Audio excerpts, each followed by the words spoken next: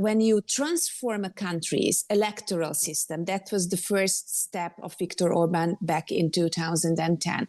When you transform the country's publicity, so media freedom, when you spend millions of euros, millions, billions actually in the last 15 years of propaganda, real Nazi propaganda, I can't even describe it in different words, then of course in the 21st century, you are just simply overwhelming people. So now, is Donald Trump's MAGA movement marching across Europe? Leaders from the global political right have been gathering in Hungary over the last few days for the Conservative Political Action Conference. CPAC, which is the United States' most prominent conservative gathering, has just held a two-day conference in Budapest. It was opened by Hungarian President Viktor Orban and featured a video message from President Trump. You know how I feel about Hungary and you know how I feel about CPAC. I really respect and love them both. I also want to pay a very special regard to the leader of Hungary, Viktor Orban, who's a great man and highly respected by everybody. He's done a brilliant job of leading, and he's a very, very special person. Well, Viktor Orban himself said Trump's re-election has changed the world, adding, "We want to take Europe back from migrants. We want a Christian culture, schools based on national principles." Klara Dobrev is a Hungarian MEP and an opponent of Viktor Orban, who served as vice president of the European Parliament between 2019 and 2022. Good afternoon to you, Klara. good afternoon. Good afternoon to everyone. Just tell us a bit more about this gathering in Budapest and who was there. Well, all around the world, especially from Europe, the far-right leaders from Germany, from Holland, from all over the neighboring countries. To tell you the truth, the question you raised, why Hungary and why Budapest, is because unfortunately Hungary and Viktor Orban was the pilot project of the far-right movements, or the pilot project of MAGA. And in the last 15 years, it proved how far-right leaders talk a lot but do not deliver when they are in power. But on the other hand, proves that, I mean, even an illiberal dictatorship can be built, even in democracies. So time can be turned back. And do you sense that these leaders feel that they have been given a real boost by President Trump's return to the White House? On communication level, definitely very strong movements and always even campaigns built on "we took over America, now let's make Europe great again," as Orban Viktor said. But on the other hand, the policies of Trump are really frightening to Europe, and especially to a country like Hungary.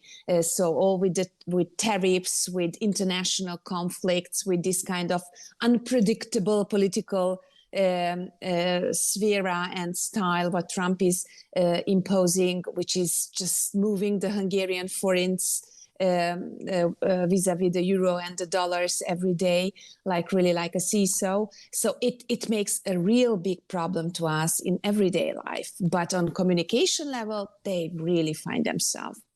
But Viktor Orban, who has annoyed many European partners by retaining his support for President Putin in many ways, he's also, for example, announced a big crackdown on gay people. He's passed a law banning pride marches by the LGBTQ community and so on.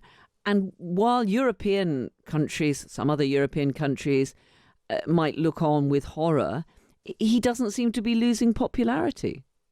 Well, he is losing popularity. This is always very difficult to explain because he's winning the election. How is it possible that he's losing popularity and he's winning the election? Well, look at Putin, look at Erdogan.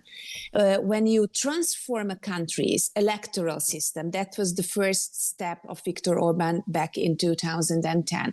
When you transform the country's publicity, so media freedom, when you spend millions of euros, millions, billions actually in the last 15 years of propaganda, real Nazi propaganda. I can't even describe it in different words. Then of course in the 21st century, you are just simply overwhelming people. So Orban transformed the country, made the public services serving their own party interests and political interests.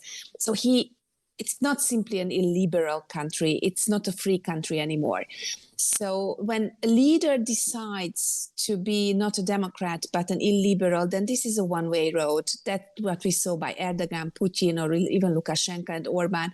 There's no turning back. And sooner or later, from illiberals, they became dictators. And I think Orban Viktor just... But in the face of that, in the face of everything that you're saying, we are seeing parties of the far right that have been gaining ground recently. We've seen it in France. We've seen it in Germany with the AfD. We've seen it in Austria, many other European nations. Why do you think it is that these far-right leaders, populist leaders, are managing to capture the public mood? Look, I think people are devastated and disappointed in the last 15 or 20 years. Simply the countries and the governments did not serve their interest. What they feel, the everyday person feels, that the distribution of wealth, the distribution of income is very unfair, that the gap between rich and poor is getting bigger and bigger. I mean, you could see that after every single crisis, whether it was the economic crisis in 2008 and 2009, it was the COVID, then the inflation crisis, the energy crisis, the Russian aggression economic crisis, and so on. I mean, people are devastated. They don't feel like living better. And on the other hand, you can see that the profit of the big companies are just raising like hell, whether they are financial institutions, energy companies, and so on and so on. So definitely we need, and I'm a social democrat, so for me it's very obvious that we need to have policies in place in order to answer those questions. I don't think that people became suddenly far-right, nationalistic, racistic. That's not true. People are devastated. And what we see with Orban, if you allow just one sentence, that the far-right is promising and talking very nicely. But when they have to deliver, then they do not deliver. Hungary was once the best country in Central Eastern Europe, and now we are the last and poorest in Europe for 15 years. Well, let me ask you about the Polish election tomorrow. We've got the presidential election second round, and it looks like a very close race between with the populists again in a very strong position. How crucial do you think that election in Poland tomorrow could be? I think it is very crucial. It is very crucial, and especially for Hungary, it is very crucial that after 8 years of Kaczynski, Orban-like system, even if he could not build such a liberal deep state as Orban did, but still after defeating them, how the broad coalition of Democrats can rebuild trust in people and how they can rebuild a democratic country. So I can't even measure how important it is, and I'm not going to sleep, I think, until tomorrow evening. Because what you fear that Poland, a country, of course, very much on the front line, a very close neighbour of Ukraine and so on, that the leadership there could be critical? Well, the leadership is definitely critical, one of the biggest countries in Europe, and whether they are close to far right and they have far right president or not, that's crucial for Europe and for the future of Europe.